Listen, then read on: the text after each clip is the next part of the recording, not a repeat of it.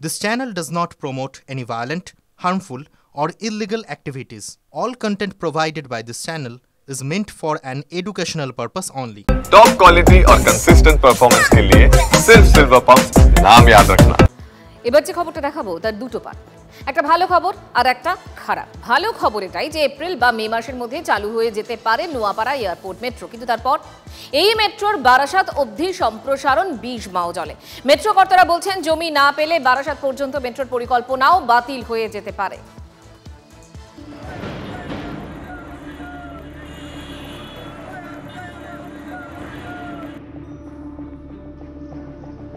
জমি দখল আর অধিগ্রহণের সমস্যায় জর্জরিত বারাসত মেট্রো প্রকল্প।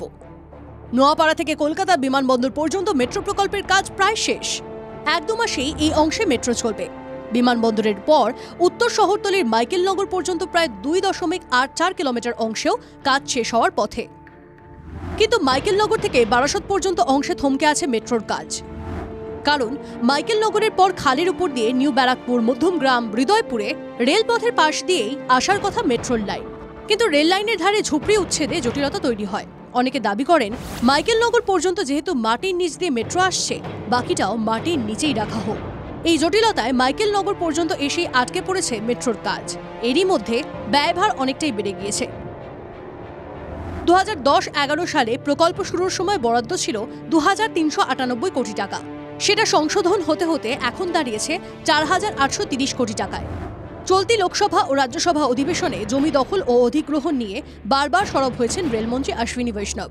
সংসদে রেলমন্ত্রী দাবি করেছিলেন পশ্চিমবঙ্গে সব ঘোষিত প্রকল্প বাস্তবায়নের জন্য প্রয়োজন 4093 হেক্টর জমি, কিন্তু মিলেছে মাত্র 1086 হেক্টর জমি।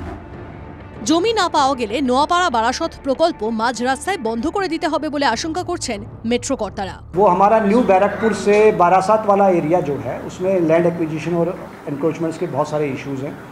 वो स्टेट गवर्नमेंट से हम टच में हैं, जैसे ही वो हमारे उसको क्लियर करते हैं हम लोग उसमें काम कर रहे हैं। মেট্রোর অভিযোগ মানতে নারাজ রাজ্য সরকার। জমি নিয়ে কোনো সংকট নেই, তবে উচ্ছেদে আমরাও বিশ্বাস করি না। বিকল্প উপায় আমাদের খুঁজতে হবে, রাজ্যের সমস্ত সহযোগিতা করে। এইগুলো হচ্ছে কাজ না করার কেন্দ্রীয় সরকারের বাহানা এবং অজুহাত। যদিও এর মধ্যে ভালো খবর এটাই, এপ্রিল মে মাসেই চালু হয়ে যেতে পারে নোয়াপাড়া থেকে কলকাতা বিমানবন্দর পর্যন্ত মেট্রো চলাচল। মেট্রোয় করে এসে সরাসরি নামা যাবে বিমানবন্দরে, জুড়ে যাবে শহর থেকে শহরতলি।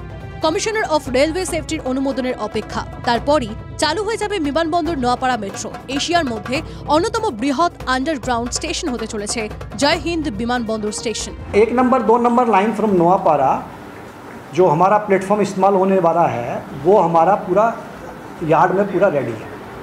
तो हमारे को जो है CRS का जैसे ही ऑथराइजेशन मिलता है तो हमारा जो है कमर्शियल सर्विसेज जैसे ही जो है गवर्नमेंट ऑफ इंडिया अलाउ करेगी हम शुरू कर सकते हैं। মাটি থেকে 14 মিটার নিচে তৈরি হয়েছে জয় হিন্দ স্টেশন। 5টি প্ল্যাটফর্ম থাকছে, প্রতিটি প্ল্যাটফর্ম 180 মিটার লম্বা। 5টি প্ল্যাটফর্মের মধ্যে 1 এবং 2 নম্বর প্ল্যাটফর্ম চালু করা হচ্ছে।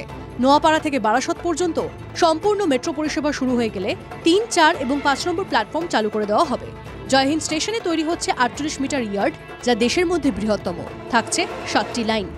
কলকাতা বিমানবন্দর বা জয় হিন্দ মেট্রো স্টেশনের কাজ শেষ মুহূর্তে এবং তার অঙ্গ হিসাবে টিকিট চেকিং যে মেশিন রয়েছে সেগুলি এসে গিয়েছে এবং একের পর এক সেই মেশিন বসানো হচ্ছে এবং পরীক্ষা নিরীক্ষা করা হচ্ছে কোনো যান্ত্রিক ত্রুটি রয়েছে কিনা। ঠিক স্টেশনে 2 ধারে টিকিট কাউন্টারের ব্যবস্থা করা হয়েছে যাতে যাত্রীদের কোনো রকম সময় অপব্যয় না হয়।